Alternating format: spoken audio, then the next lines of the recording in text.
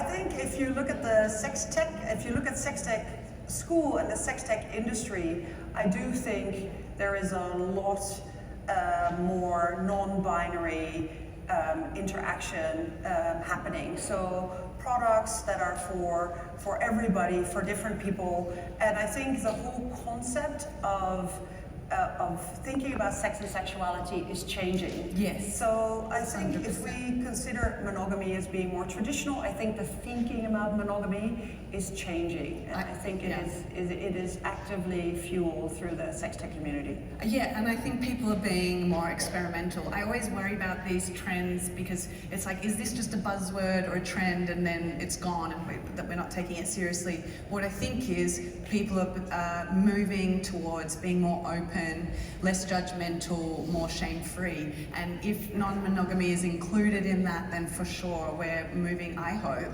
towards a more open idea. Less so about the government, but ideas in people's minds about what sex and sexuality is to them. Yeah, great. 6-week program that you're put in with 50 other entrepreneurs, founders, or just curious seekers that want to get a handle on this space. And then we go through branding, community engagement, business models, and industry knowledge. And really it's about putting you in the industry, getting you into a network of experienced players and new founders that are coming up. And we do them, I want to say every quarter, but it hasn't been every quarter. You can apply at sextechschool.com. And then out of that, we've now got an investment community. So there's probably 1 in 50 or 1 every cohort that we go, wow, this is amazing. We need to get this company money ASAP. And now we have the Sextech School investment community, or the sextechx.com. And that we invite retail investors, so everyday people, as well as sophisticated and accredited investors to get involved in sex tech that way. So perhaps you're not a founder or someone that wants to build in the space, but you're really interested in following the ideas in the space and maybe putting some money into these companies. You can go to the sextechx.com and apply there and be part of the sex tech industry that way. Yeah, and I think one of the great things is also about the alumni. I think we had a meetup here in Austin. I think there were 10 of us. So I think you're globally starting to see pockets of Sextech founders and Sextech aficionados that are wanting to come together to talk about the latest trends and the latest opportunities. So I think that's also been a great support network. And to your earlier question, that's where people go with questions like, how do I deal with marketing? What have you guys figured out how to tackle this? So. Sex. So I think we talk about sex in the metaverse, sex in space, our panel today. So I think that's really great. We should just be talking about it more. But what I really liked in a presentation about the future normal was also virtual companionship. So I think one of the big global trends that we are experiencing globally is loneliness. Obviously, as populations are aging, more and more people are alone. And then just putting on my Asia hat, this is a real problem in Asia, where people are becoming so much older and older. But also the younger generation. I think there were some very shocking stats that came out this week. I saw Scott Galloway and the FT talking about it, how teens do not actually see their friends anymore because everything is virtual. So virtual companionship, I think, is something that I'm excited about and not excited about. Because on the one hand, you would want everybody to kind of have a human connection, but on the other hand, if you're in a place where it is impossible to connect with others, or in a position where you have nobody to connect to, I think a virtual companion could be something that is really, really going to be a game changer for some of this. For sure, and I do feel in the future talks that we'd always do, there is always this idea, especially in the sex space, of the use of these use cases in therapy. Esther Perel may argue different, I think, but use cases for therapy and trauma and health, which are really powerful. And then the most fearful ones are around, oh my goodness, no, that means I'm going to be replaced. So always there's a potential for that, and I think the most money is going to be driven by porn, so we have to keep an eye on that, on the adult industry. But I think the most interesting stuff is you've got to go looking for like the super niche, hyper local ideas around sex and technology do we want, and what sort of sex lives do we want, is more the questions I think that I'm interested in. And I think underneath that is like, well, first we need to be educated about our bodies. Sorry, that's an unsexy answer. No, that's okay. What do you feel around what's happening in the space? And rightfully so, because it's so hard to regulate and to understand, from, you know, the illegal sharing of images to the other end, which is ethical porn, real world people having sex, which can be really educational. So for me, when people ask these sorts of questions, they go, well, it's doing both, and it's not going away. And so I think that's the thing to think about with porn, is it's not going away. So how do we find ways to influence it, or to use it, or to talk to our kids about it? I often think about porn as the McDonald's of sex, right? Like, it's there, it's fast food, don't have it all the time, but it kind of like, it serves its purpose for me. Some people eat it all the time.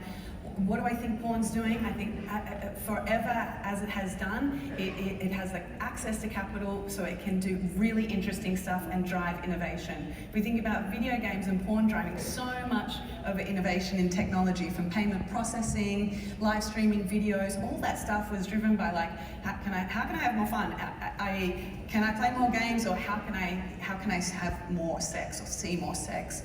So I find it tricky to answer that question, because I think it's going in every single way. But what I do think is cool for me is looking at how are the porn companies that have a ton of money, not going away, what are they doing? What are they experimenting with? And is that working or not? So, you know, whether they're in the metaverse or VR, it's such a clunky experience now, but where is that going? And it's often a really good signal to what is going to uptake. To avoid having to change your sheets, or having to, you know, create a lot of problems. So this company has created the dripstick, which is effectively a sponge. Again, it's quite squishy, which you can insert after sex, scrub, clean, take it out, I wouldn't throw scrub. it away. Well, scrub. It's very squishy, actually. But again, this was invented by a lady who... Frances Tang. Yes. Who recognized this was a real life problem. Yes. And is now selling this around the world. Yes, and that's the cool thing. I think I've banged on about this enough, but I think the inventions are really cool. Like, this is a legit invention that she made through prototyping through herself, and I think that's so interesting. I forget, they used to call it, the company's now Awkward Essentials, so they've expanded their whole line from, what was it called? Come and Gone before. Come and Gone. Now, great branding, but didn't work, didn't land, was too stuck in the mind, and other things too much. And so now, you know, for more mainstream adoption, it's called Dripstick, and it works, and it's doing really well. But a deal flow that I get around supplements now is super interesting.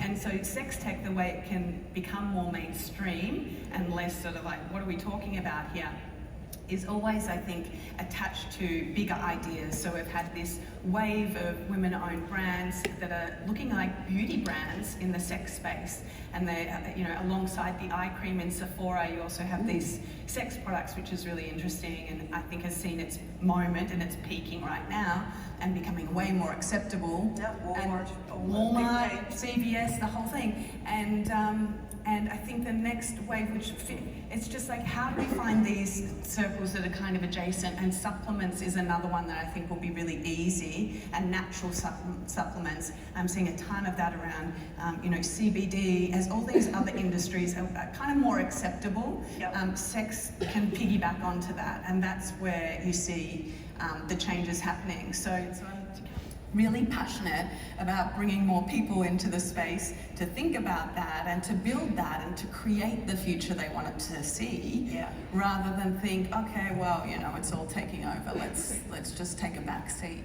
Yeah, exactly. Average sex education in Australia, and so people are hungry even for that base level of like, I know nothing about my body, or I just want to be a better lover. I mean, how many you know, sites do we see with the search terms like how to around porn? And so there's so much different innovation there, but I think, yeah, the female, non-binary folks, the people with just super specific needs are the best stuff. $1 billion industry potential.